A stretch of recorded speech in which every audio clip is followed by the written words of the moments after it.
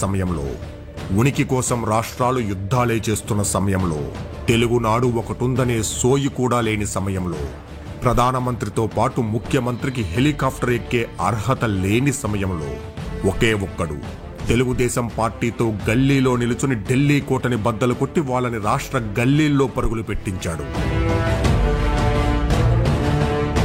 ఆ తెగువకు, ఆ పట్టుదలకు, ఆ ఆత్మగౌరవానికి ప్రతీకగా 43 ఏళ్ల క్రితం ఎగిరిన పసుపు పచ్చ జెండా 3 తరాలను ముందుకు నడిపిస్తూ ఈ రోజుకు రెపరెపలాడుతోంది.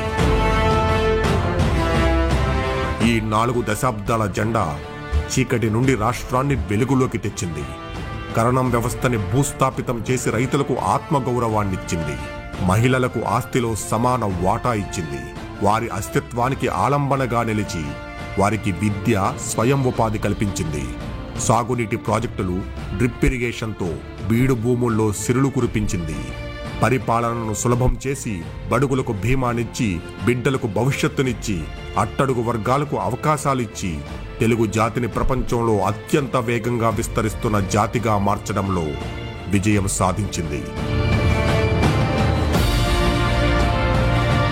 40 ఏళ్లలో ఓటమి ఎదురైనప్పుడు తల దించుకోలేదు, బాధ్యతల నుండి పారిపోలేదు. గెలుపు అందినప్పుడు తల ఎగరేయలేదు, తలకు పొగరెక్కించుకోలేదు. ఓడలు పాకిన మర్రి చెట్టులా ఊరు వాడా ఉప్పొంగిన నాయకులు, కార్యకర్తల బలంతో స్థిరంగా, సుస్థిరంగా నిలబడింది. కొట్టాలనుకున్న వారిని, తల కొట్టాలనుకున్న వారిని తొక్కి పట్టి కలబడింది. తన ముందు పిల్ల కాలువలు పరవళ్లు తొక్కితే మహాసముద్రంలా నిశ్చలంగా నిలబడింది.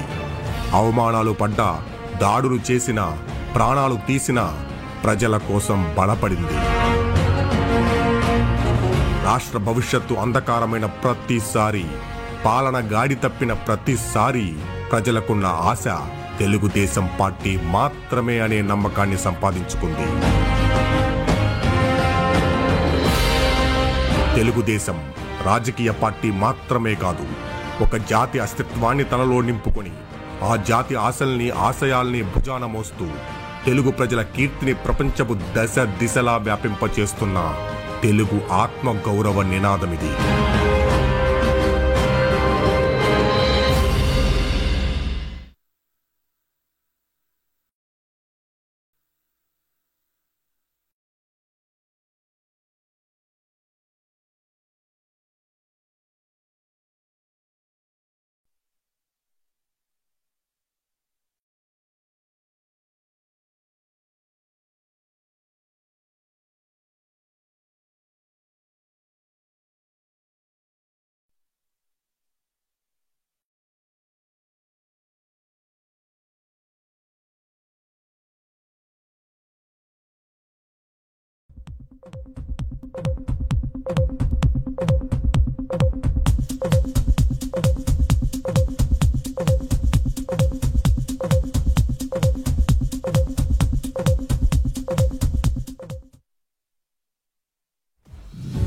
ఓటమి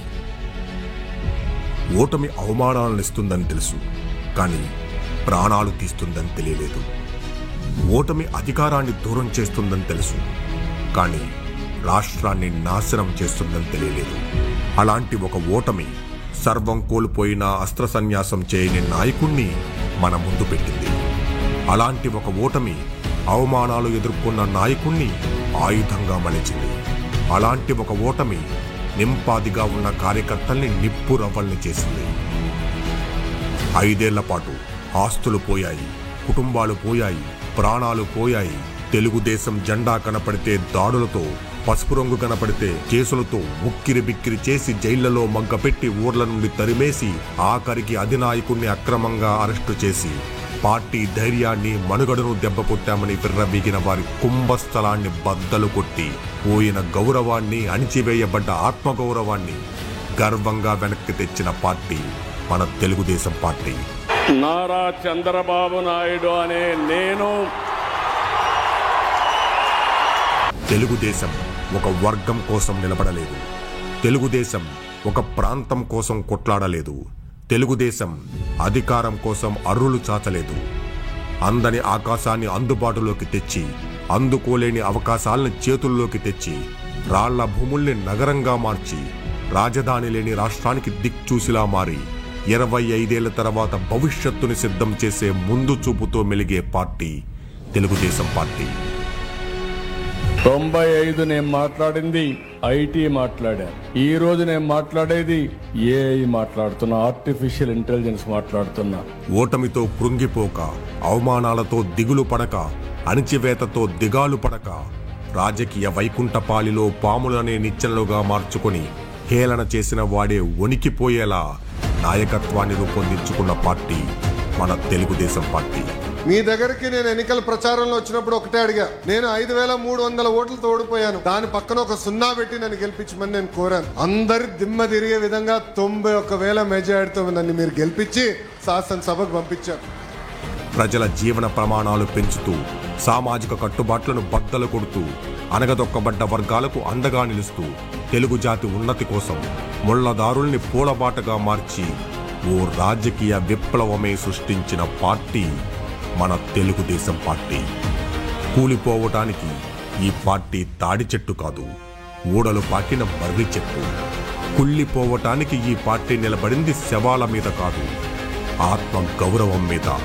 కనుమరుగైపోవటానికి ఈ పార్టీ బలపడింది స్కాముల మీద కాదు, ప్రజల నమ్మకం మీద.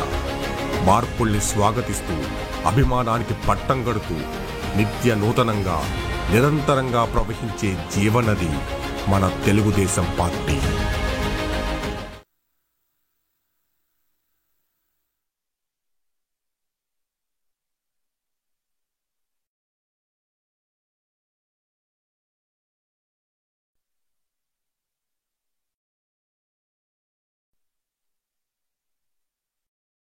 ఇది ప్రజల తిరుగుబాటు. ప్రజలు గాని కండెర్ర చేస్తే మీ ఊర్లోనే మీకు పుట్టుగతులుండవు. ఈ విషయం మీరు గుర్తుపెట్టుకోండి. తెలుగుదేశం పార్టీ లేకుండా చేస్తాడంట. నిన్ను పుట్టించిన దేవుడు వల్ల కూడా కాదు. కబద్దార్, జాగ్రత్తగా ఉండమని హెచ్చరిస్తున్నా.